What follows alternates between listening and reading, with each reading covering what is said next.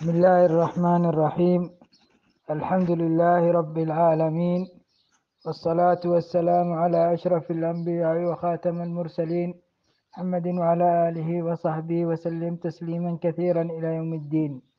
أما بعد، فهذا المجلس الخامس في شرح كتاب العلل الصغير للإمام الترمذي رحمه الله تعالى.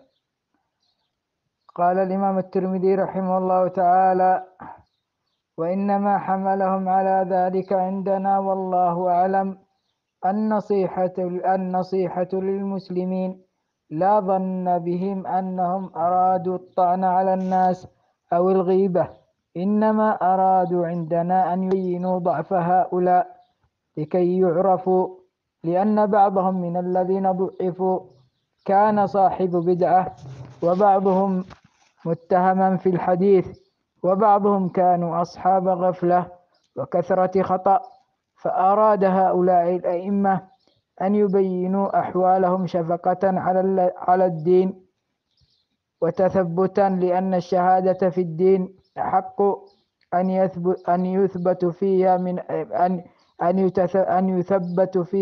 أن يتثبت فيها من الشهادة في الحقوق والأموال. نعم،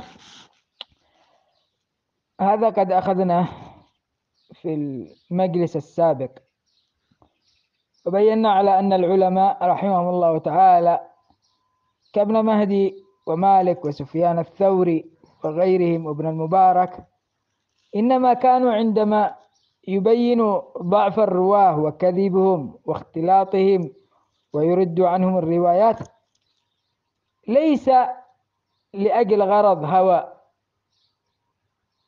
أو غيبة أو ما شاكل ذلك، وإنما ليبينوا على أن هؤلاء لديهم ضعف في الحديث أو فيهم بدعة أو غير ذلك، وهذا التبيين هو شفقة للناس ليعرفوا الحق من الباطل. هذا قد بيناه، قد تكلمنا في المجلس السابق.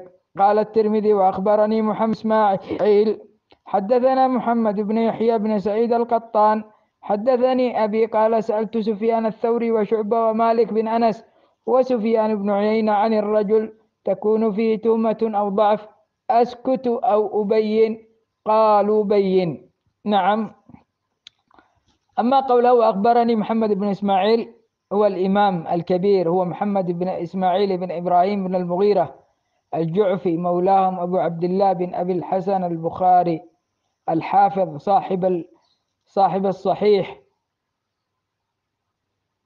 وصاحب التاريخ، توفي رحمه الله تعالى في 256 هجريا. روى عنه مباشرة الإمام الترمذي والإمام النسائي رحمهم الله تعالى أجمعين. قال ابن حجر: وصفه ابن منده بالتدليس ولم يوافق ابن منده على ذلك. نعم. وأما قوله محمد، حدثنا محمد بن يحيى بن سعيد، هو محمد بن يحيى بن سعيد بن فروخ القطان، هو أبو صالح البصري، والده العالم الشهير، توفي محمد سنة 233 على الصحيح. وروى عنه البخاري تعليقا وفي التاريخ، وروى عنه أبو يعلى وابن حنبل وأبو زرعة الرازي رحمه الله تعالى.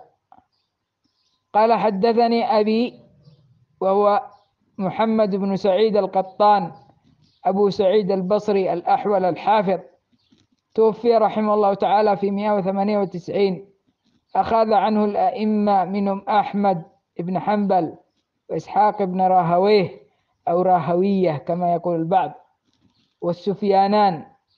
طبعا إذا أطلق السفيانان ابن عيينة والثوري، وهما من شيوخه، يعني سفيان الثوري وسفيان بن عيينة رووا عنه وهو من شيوخه، وهما من شيوخه. قال: وأما قال حدثني سألت سفيان الثوري، سفيان هو سفيان بن سعيد بن مسروق الثوري أبو عبد الله الكوفي، توفي رحمه الله تعالى في 161 هجريا، هو شيخ الإسلام، إمام الحفاظ، سيد العلماء العاملين، في زمان أبو عبد الله الثوري الكوفي المجتهد مصنف كتاب الجامع. نعم. وقد وصفه النسائي وغيره بالتدليس، فقال البخاري ما أقل تدليسه. وممن أخذ عنه عبد الرزاق الصنعاني وابن مهدي وابن عيينة ووكيع بن الجراح رحمه الله تعالى.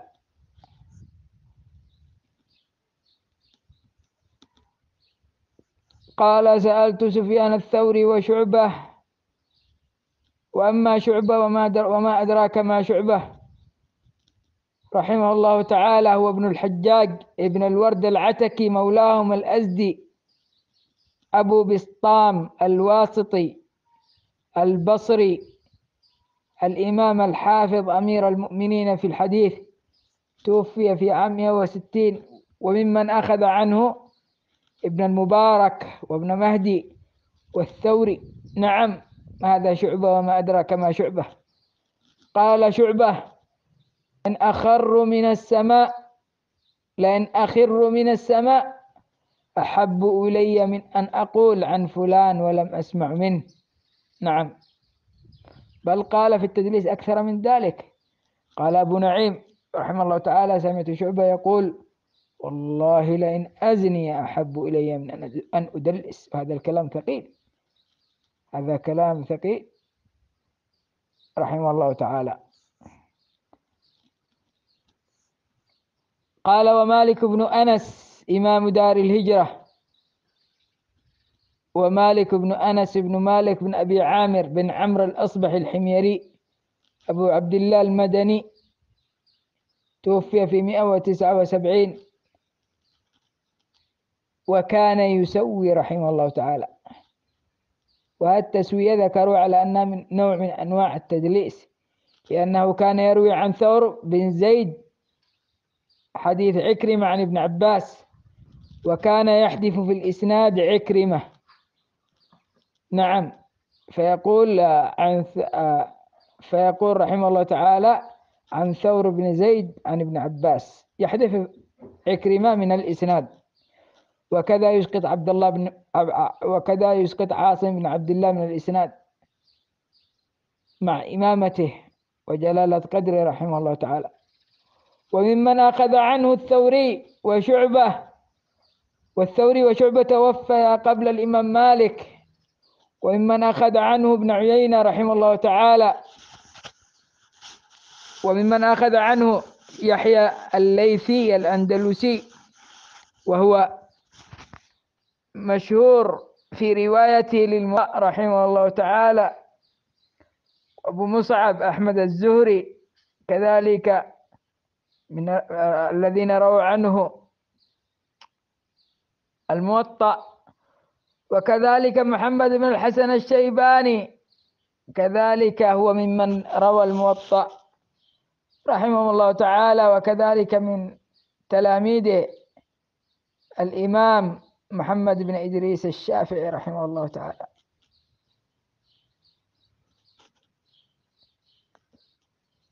قال ومالك بن أنس وسفيان بن عيينة، كل هؤلاء الأئمة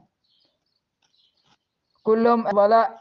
فسفيان بن عيينة رحمه الله تعالى هو ابن أبي عمران ميمون الهلالي أبو محمد الكوفي المكي الإمام الحجة أحد الأعلام، توفي في 198 هجرية.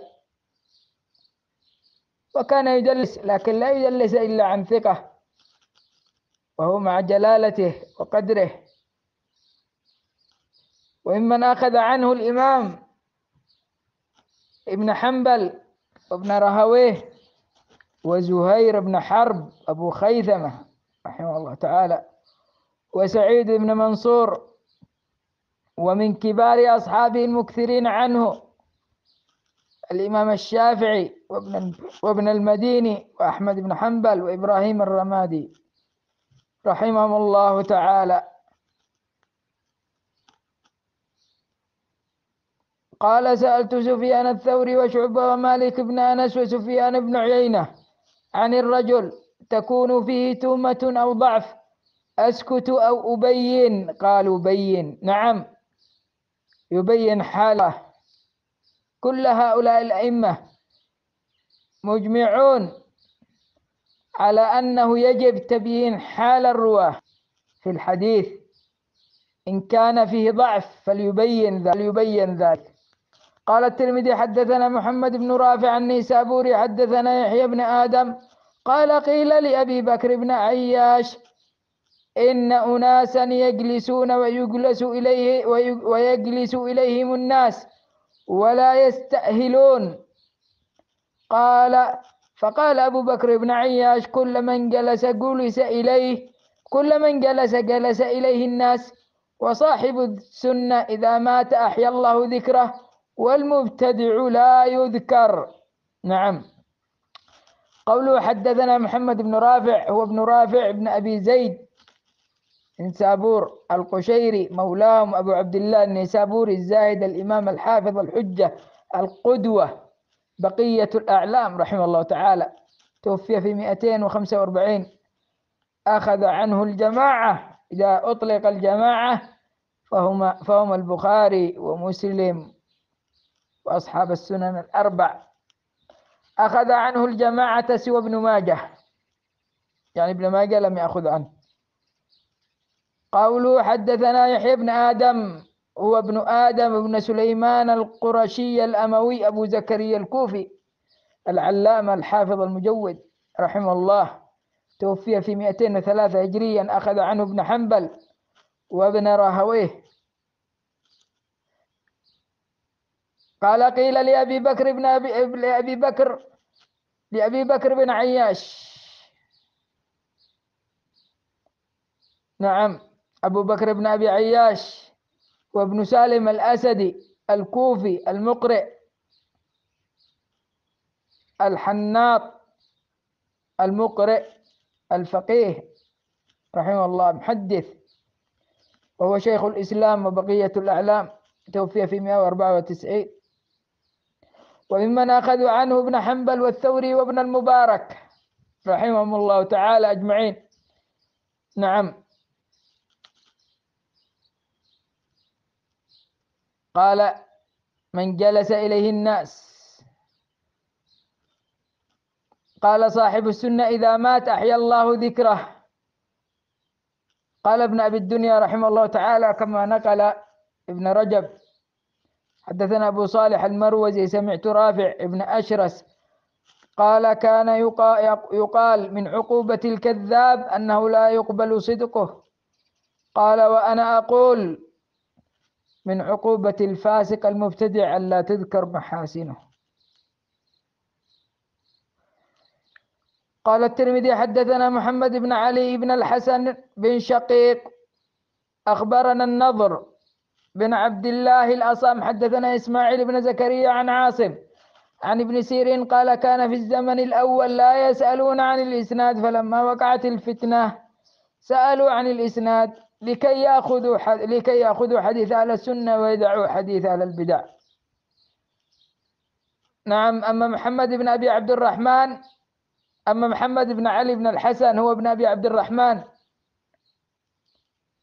ابن شقيق ابن دينار العبدي محدث مرو وابن محدث، توفي في 250 هجرية. أخذ عنه الترمذي والنسائي. قال أخبرنا النضر. أما النضر بن عبد الله الأصم ذكر ابن حبان في الثقات وله هذه الرواية فقط. قال حدثنا إسماعيل بن زكريا وابن مرة الأسدي مولاهم الخلقاني أبو زياد الكوفي المحدث الحافظ، توفي في 194 هجريا. أخذ عنه سعيد بن منصور وابو الربيع سليمان بن داود الزهراني رحمه الله تعالى. قال عن عاصم عن ابن سيرين. أما عاصم بن سليمان الأحول أبو عبد الرحمن البصري الحافظ، وقال عنه القطان ليس بالحافظ، إنما كان يحفظ أحاديث، يروي أحاديث قليلة. أخرج له الجماعة توفي سنة 140. وممن أخذ عنه سفيانان وسفيان بن حبيب رحمه الله تعالى. ومحمد بن سيرين الأنصاري أبو بكر بن أبي عمرة البصري مولى أنس بن مالك، وهو الإمام شيخ الإسلام، توفي في 110 هجريا. وممن أخذ عنه أيوب السختياني وثابت البناني وجرير بن حازم. نعم. قوله رحمه الله تعالى: كان في الزمن الأول لا يسألون عن الإسناد، فلما وقعت الفتنة، هذه الفتنة فقد قيلت على أنها في مقتل عثمان لأنها كانت تسمى فتنة، وقيلت في الخروج في زمن الاقتتال بين علي ومعاوية رضي الله عنهما، وقيل في خروج المختار وهو الذي ذكره الإمام ابن رجب وسيأتي معنا. سننقل كلام ابن رجب رحمه الله تعالى. قال أبو حفص عمر بن إبراهيم الأنصاري القرطبي: وقوله فلما وقعت الفتنة قالوا سموا لنا رجالكم، هذه الفتنة يعنى بها والله أعلم فتنة عثمان رضي الله عنه وفتنة الخوارج، خروج الخوارج على علي ومعاوية، عندما خرج الخوارج على علي ومعاوية رضي الله عنهما، فإنهم كفروهما حتى استحلوا الدماء والأموال.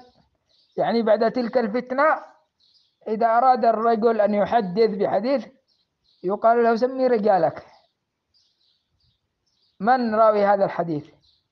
وهذا الأثر خرجه الإمام مسلم كما ذكر ذلك ابن رجب في مقدمة كتابه عن محمد بن الصباح البزار عن إسماعيل بن زكريا، ولفظه قال: ولم يكن يسألون عن الإسناد فلما وقعت الفتنة قالوا سموا لنا رجالكم، فينظر إلى أهل السنة فيؤخذ حديثهم، وينظر إلى أهل البدع فلا يؤخذ حديثهم. الآن سننقل كلام ابن رجب. قال: وخرجه أبو بكر الخطيب من طريق أحمد بن السيار حدثنا النضر بن عبد الله المديني من مدينة الداخلة أبو عبد الله الأصم، قال أبو عبد الله الأصم حدثنا إسماعيل بن زكريا فذكره. وخرجه أيضا من طريق محمد بن حميد الرازي عن جرير عن عاصم عن ابن سيرين بنحوه. قال: وابن سيرين رحمه الله تعالى هو أول من انتقد الرجال وميز الثقات من غيرهم، وقد روي عنه من غير وجه أنه قال: إن هذا العلم دين فانظروا عمن تأخذون دينكم. وفي رواية عنه أنه قال: إن هذا الحديث دين فلينظر الرجل عمن يأخذ دينه. قال يعقوب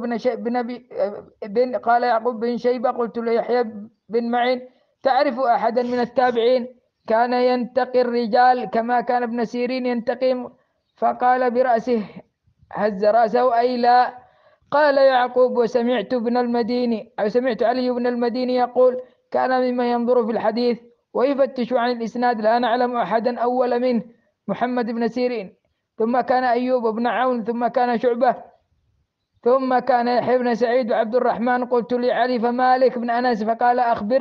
فقال أخبرني سفيان بن عيينة قال: ما كان أشد انتقاء مالك الرجال. وروى الإمام أحمد عن جابر بن نوح عن الأعمش عن إبراهيم قال: إنما سئل عن الإسناد أيام المختار. نعم، في زمن المختار كان فتنة عظيمة على المسلمين في ذلك الأيام، يعني كان يعطي الناس الأموال لكي يأتون له بالأحاديث.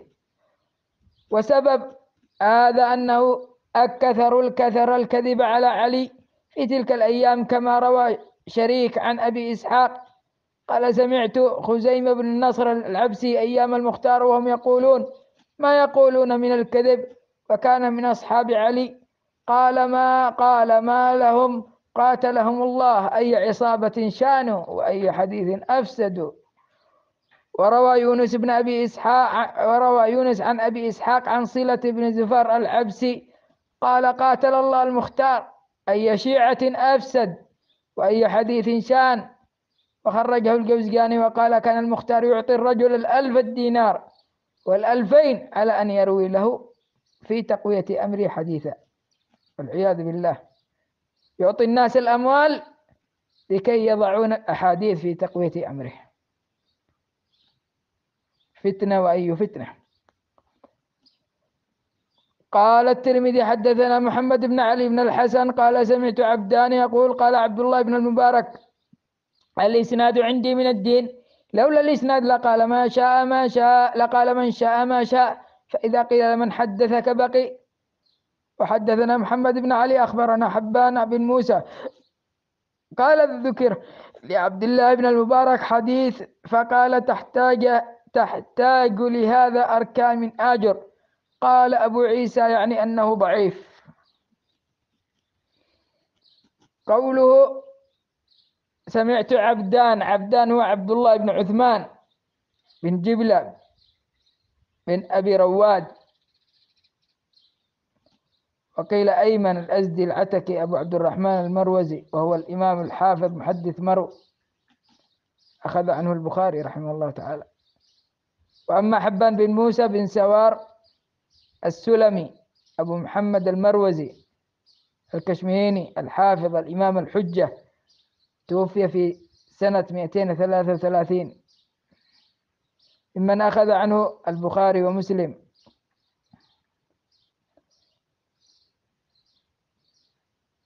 قال ابن رجب قول عبد الله بن المبارك الإسناد من الدين خرجه الإمام مسلم في مقدمة كتابه عن محمد بن عبد الله بن كهزاد المروزي عن عبدان عنه إلى قوله ما شاء، وخرجه بتمام ابن حبان في أول كتابه من طريق الحسين بن الفرج بن عبدان.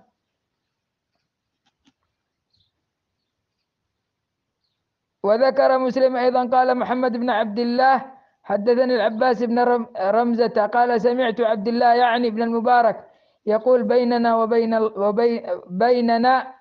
وبين القوم القوائم، يعني الإسناد. قال محمد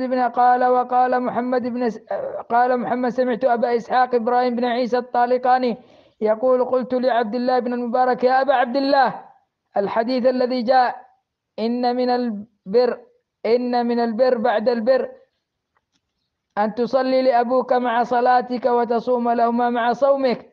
فقال عبد الله يا أبا إسحاق عمن هذا؟ قلت هذا من حديث شهاب بن خراش قال ثقة. عمن؟ قلت عن الحجاج بن دينار قال ثقة. عمن؟ قلت قال رسول الله صلى الله عليه وسلم. قال يا أبا إسحاق إن بين الحجاج بن دينار وبين النبي صلى الله عليه وسلم مفاوز تنقطع في أعناق المطي، ولكن ليس في الصدقة اختلاف، أي ليس في الصدقة إذا أردت أن تتصدق على والديك بعد موتهما. وخرج ابن حبان فيه وغيره من طريق الحسين بن الفرج عن عبد الصمد بن حبان قال سمعت الثوري يقول الإسناد سلاح المؤمن إذا لم يكن معه سلاح فبأي شيء يقاتل. وخرج أبو عمرو بن عبد البر في أول التمهيد من طريق محمد بن خير حدثنا محمد بن الحسين البغدادي قال سمعت أحمد ابن حنبل يقول سمعت يحيى بن أبي سعيد يقول الإسناد من الدين. وقال يحيى وسمعت شعبة يقول إنما تعلم صحة الحديث بصحة الإسناد، وفي هذا الإسناد نظر. وخرج أيضا بإسناده عن الأوزاعي قال ما ذهاب العلم إلا ذهاب الإسناد. وبإسناده عن ابن عون قال كان الحسن يحدثنا بأحاديث لو كان يسندها كان أحب إلينا. وخرج البيهقي من طريق علي بن حجر قال ابن المبارك لولا الإسناد لذهب الدين، ولقال امرؤ ما شاء أن يقول ولكن إذا قلت عمن يعني عمن تروي بقي. قال وسمعت ابن المبارك يقول إن الله حفظ الإسناد على أمة محمد صلى الله عليه وسلم. ومن طريق الشافعي قال سفيان حدث الزهري يوما بحديث فقلت هاته بلا إسناد، فقال الزهري أترك السطح بلا سلم. وخرج أبو بكر الخطيب من طريق مالك بن إسماعيل النهدي. سمعت ابن المبارك يقول طلب الإسناد المتصل من الدين. ومن طريق هلال بن العلاء عن أبيه سمع ابن عيينة وقال له أخوه حدثهم بغير إسناد، فقال سفيان انظروا إلى هذا يأمرني أن أصعد فوق البيت بغير درج. ومن طريق إبراهيم بن معدان قال ابن المبارك مثل الذي يطلب دينه بلا إسناد كمثل الذي يرتقي السطح بلا سلم. ومن طريق ابن المديني قال أبو سعيد الحداد الإسناد مثل الدرج مثل المراقي، فإذا زلت رجلك عن المرقى سقط. وفضل ابن موسى قال بقية ذاكرت حماد فقال ما أجود أحاديثك لو كان لها أجنحة، يعني الأسانيد. وقال علي بن المديني قال يحيى قال هشام بن عروة إذا حدثك رجل يحدث فقال عمن هو وممن سمعته، فإن الرجل يحدث عن آخر قال يحيى فعجبت من فطنته. وقد روي عن ابن سيرين معنى ذلك. وخرج مسلم في مقدمة كتابه من طريق هشام بن ابن سيرين قال إن هذا العلم دين فانظروا عمن تأخذوا دينكم. وخرجه العقيلي في مقدمة كتابه من طريق ابن عون عن ابن سيرين وزاد وذكر عند محمد حديث عن أبي قلابة فقال إنا لا نتهم أبي قلابة ولكن عمن أخذه أبو قلابة. وفي رواية له أيضا عن ابن عون قال ذكر أيوب لمحمد حديثا عن أبي قلابة فقال أبو قلابة ذكر أيوب لمحمد حديثا عن أبي قلابة فقال أبو قلابة إن شاء الله رجل صالح، ولكن عمن ذكره أبو قلابة. ومن طريق أيوب عن ابن سيرين أنه كان إذا حدثه الرجل الحديث ينكره لم يقبل عليه ذلك الإقبال، ثم يقول إني لا أتهمك ولا أتهم ذاك ولكن لا أدري من بينكم. ومن طريق عبيد الله بن عمرو قال ابن محمد بن سيرين إن الرجل لا يحدثني بالحديث لا أتهم ولكن أتهم من حدثه، فإن الرجل لا يحدثني بالحديث عن الرجل فما أتهم الرجل ولكن أتهم من حدثني. وذكر أيضا من طريق أن التيمي حدث عن ابن سيرين بشيء فبلغ ابن سيرين فكذبه، فقال التيمي حدثنيه مؤذن لنا عن ابن سيرين. فخرجه غيره عنده أن المؤذن سئل فقال حدثني عن رجل عن ابن سيرين. وروى الشافعي قال أخبرني عمي، عندما يقال في الكتب أنا معناها أخبرنا. وروى الشافعي قال أخبرنا عمي محمد ابن علي عن هشام بن عروة عن أبيه قال إني أسمع الحديث أستحسنه فما يمنعني من ذكري إلا كراهة أن يسمعه سامع فيقتدي به. أسمعه من الرجل لا أثق به وقد حدثه عمن أثق به، وأسمع من الرجل أثق به فيحدث عمن لا أثق به. وقد روي عن زيد بن أسلم أنه قال إن هذا العلم دين فانظروا عمن تأخذون دينكم. خرجه ابن حبان وخرجه أيضا من كلام الحسن وأنس بن سيرين والضحاك بن مزاحم والنخعي، وخرجه أيضا بإسناد لا يصح عن أبي هريرة وابن عباس رضي الله عنهما. وخرجه ابن عدي من وجوه مرفوعا إلى النبي صلى الله عليه وسلم ولا يصح منها شيئا. وروى أبو نعيم من طريق إسحاق بن بشر الرازي قال ابن المبارك ليس جودة الحديث في قرب الإسناد ولكن جودة الحديث في صحة الرجال.